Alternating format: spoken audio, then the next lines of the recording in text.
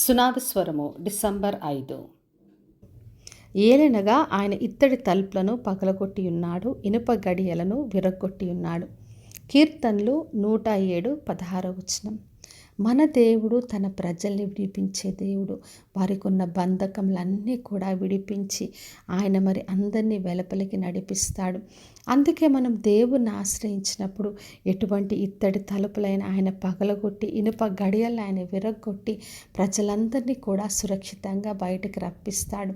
అందుకే 14 రాయబడింది, వారి కట్లను తెంపివేసి చీకట్లో నుండి మరణాంధకారంలో నుండి వారిని రప్పించెను అని.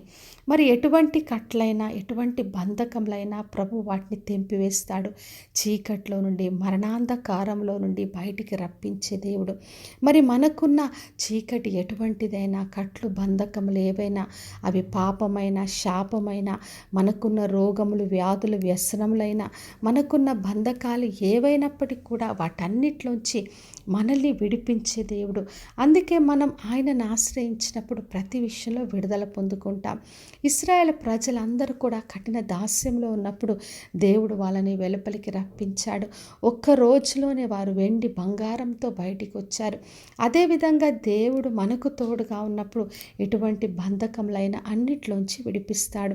హెబ్రీయులకు రాసిన పత్రిక 2:14-15 రాయబడింది, మరణం యొక్క బలము గలవాన్ని అనగా అపవాదిని మరణం ద్వారా నశింపచేసి జీవిత కాలమంతయు మరణ భయము చేత దాస్యము చేత లోబడిన వారందరినీ విడిపించడానికి కొరకే యేసు ప్రభు వచ్చాడు.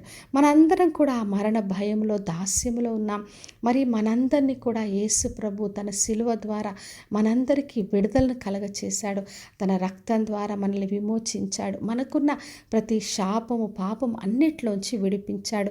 తన శిలువ ద్వారా మనకు జయోత్సాహాన్ని కలగచేసిన దేవుడు.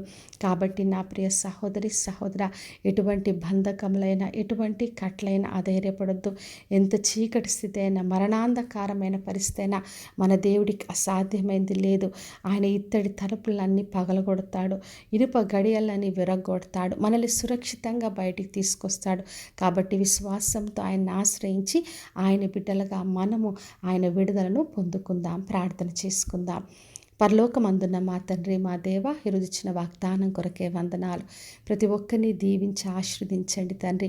ఎవరికి ఏ బంధకములు ఉన్నప్పటికీ వారందరినీ కూడా విడిపించి దేవా, వారందరినీ కూడా సురక్షితంగా మీరు వెలుపలికి రప్పించి మీ కొరకు సాక్షిగా నిలబెట్టమని యేసు నామములో అడిగి వేడుకొంచున్నాం తండ్రి, ఆమేన్.